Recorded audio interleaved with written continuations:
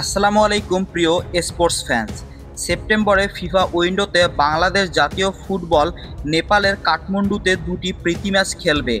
এই দুই ম্যাচের জন্য আজ থেকে আনুষ্ঠানিকভাবে ক্যাম্প শুরু হয়েছে। নেপালের প্রীতি ম্যাচে কানাডা প্রবাসী ফুটবলার শামিত সোম খেলবেন না, তবে ইংলিশ প্রিমিয়ার ফুটবল লিগে খেলা ফুটবলার হামজা চৌধুরী ক্লাবের সঙ্গে যোগাযোগ করছে বাফুফে। ফিফা উইন্ডোতে ৭২ ঘন্টা আগে জাতীয় দলের জন্য ফুটবলার ছাড়তে বাধ্য ক্লাবগুলো। আন্তর্জাতিক এই নিয়ম থাকলেও এবার সেপ্টেম্বর উইন্ডোতে শামিত আনছে না বাংলাদেশ। জাতীয় দলের ম্যানেজার আমেন খান বলেন, শামিতের সেপ্টেম্বরে ক্লাব ফুটবলের ম্যাচ রয়েছে, এজন্য তাকে সেপ্টেম্বর উইন্ডোতে প্রাথমিক তালিকায় রাখা হয়নি। হামজা চৌধুরী রয়েছেন তালিকায়। শামিত কানাডার কাভারলির হয়ে খেলবেন। ৬ ও ১৪ সেপ্টেম্বর কানাডিয়ান লিগে তাদের দুইটি ম্যাচ রয়েছে। বাংলাদেশের সেই সময় ৬ ও ৯ সেপ্টেম্বর কাঠমান্ডুতে নেপালের বিপক্ষে দুই ম্যাচ খেলবে। জাতীয় দলের ডাক পেলে ক্লাব খেলোয়াড় ছাড়তে বাধ্য হলেও বাফুফে কানাডার ক্লাবের সঙ্গে যেন এই জটিলতায় যেতে চায় না।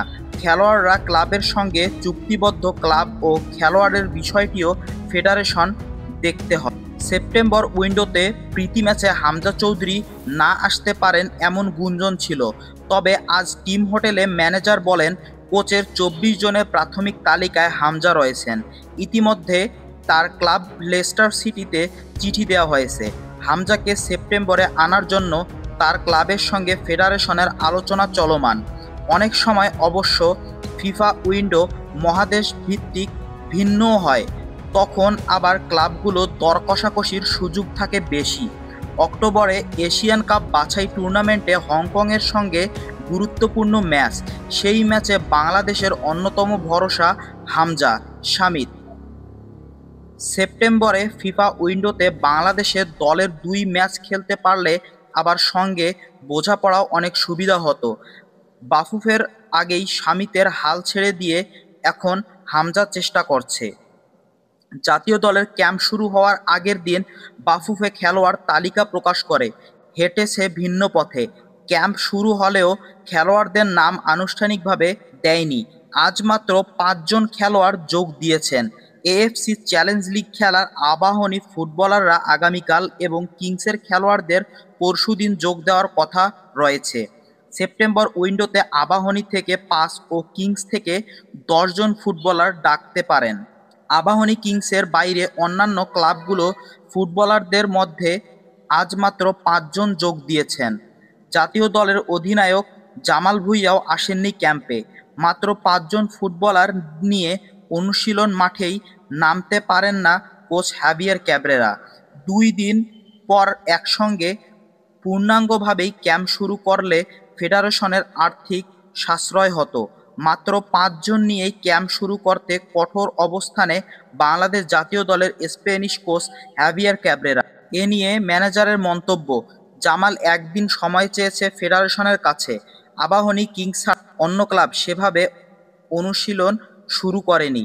ফুটবলাররা যেন জিম বা ফিটনেস নিয়ে কাজ করতে পারে, এজন্যই ক্যাম্পে ডেকেছেন কোচ। অন্যদিকে ইংল্যান্ড প্রবাসী কিউবা মিচেল ও ইতালি প্রবাসী ফাহমিদুল ইসলামের এএফসি অনূর্ধ্ব-২৩ টুর্নামেন্ট খেলার কথা ছিল। বাফুফে ভিয়েতনামের এই টুর্নামেন্টের বাছাইকে খুবই গুরুত্ব দিয়েছে। বাহরাইনে দুটি প্রীতি ম্যাচ খেলার ব্যবস্থা করেছে। বাহরাইনে দুই প্রবাসী ফুটবলার কিউবা এবং ফাহমিদুল অংশগ্রহণ করছেন না। সান্ডারল্যান্ড থেকে বাংলাদেশের ক্লাব বসুন্ধরা কিংসে নাম লিখিয়েছেন কিউবা। গতকাল এএফসি চ্যালেঞ্জ লিগে কিংসের হয়ে অভিষেক হয়েছে তার। জনি, রিমন ও শ্রাবণ অনূর্ধ্ব-২৩ বাহরাইনে যোগ দেওয়ার জন্য দোহায় রয়েছেন। কিউবা অনূর্ধ্ব-২৩ দলের তালিকায় থাকলেও কিংস তাকে দলের সঙ্গে ঢাকায় নিয়ে এসেছে। কাতারের দোহা থেকে ইতিমধ্যে কিংস বাংলাদেশের উদ্দেশ্যে রওনা হয়েছে। বাফুফে কিংসের ৪ ফুটবলারই দোহা থেকে বাহরাইনের টিকিট নিশ্চিত করেছিল। কিংস কিউবাকে এখনই জাতীয় দলের জন্য ছাড়তে নারাজ, তাই তাদের খেলোয়াড়কে ঢাকা নিয়ে আসছে।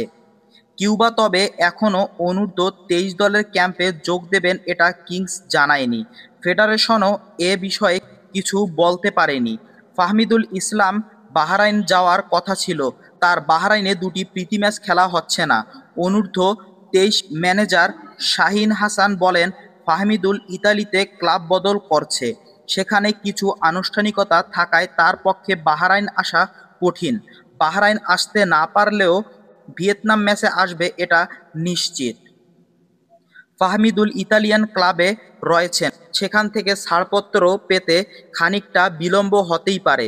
কিউবা মিচেল বসুন্ধরা কিংসের হয়ে খেলছেন। বসুন্ধরা কিংসের সভাপতি ইমরুল হাসান বাফুফের সিনিয়র সহসভাপতি, আবার জাতীয় দল কমিটির ডেপুটি চেয়ারম্যান। ফেডারেশনের এত বড় পদে থেকেও জাতীয় স্বার্থে খেলোয়াড় না ছাড়ায় ফুটবলাঙ্গনে সমালোচনার সৃষ্টি হয়েছে। এরপরও এএফসি অনূর্ধ্ব-23 টুর্নামেন্টে দলের সঙ্গে সমন্বয় ও পর্যায় প্রস্তুতির জন্য কিউবাকে বাহরাইনের দলের সঙ্গে প্রয়োজন ছিল। যদিও বিলম্বে খেলোয়াড় ছাড়ার ঘটনা বসুন্ধরা কিংসের এটাই নতুন নয়, আগেও এমন ঘটেছে। ঢাকা আবাহনী ম্যানেজার সজ্জিত দাস রূপু যখন জাতীয় দলের ম্যানেজার ছিল তখন ফেডারেশনের কড়া চিঠি দিয়েছিল কিংস। গত এক বছরে ব্রাদার্সের ম্যানেজার আমেন খান জাতীয় দলের ম্যানেজার হিসেবে কাজ করছেন। এ নিয়ে তেমন কোনো প্রতিক্রিয়া নেই কিংসের, এটা যেন দ্বিমুখী নীতি। বসুন্ধরা কিংস পেশাদার ক্লাব হিসেবে নিজেদের দাবি করে, অথচ তাদের কর্মকাণ্ড অনেক সময় অপেশাদার।